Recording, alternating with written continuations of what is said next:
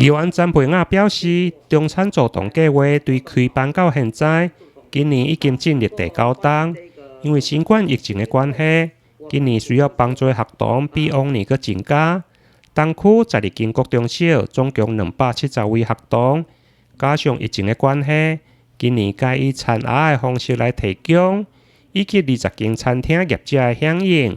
和中餐助动的计划未来中断。因为今年的疫情的关系，所以我们以前是所有的志工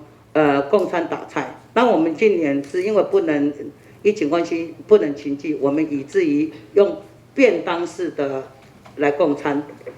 那我们觉得，因为疫情之下，很多商家可能生意也不是很好，那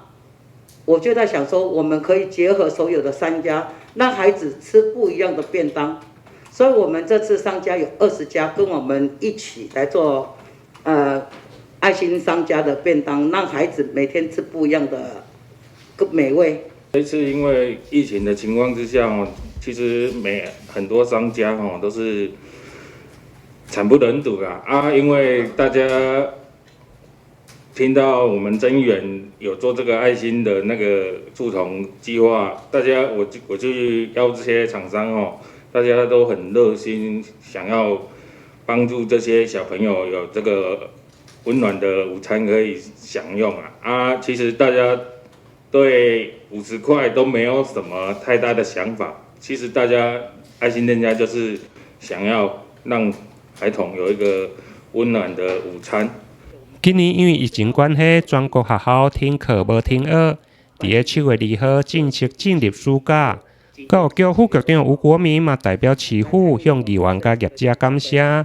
在国家的响应下，今年暑假教育局嘛对往年补助低收入户扩大到中低收入户。因为疫情的关系，很多行业受到了很大的冲击，尤其是一些餐饮业的业绩也受到很大的影响。但是在议员的号召底下，这些业者愿意挺身而出，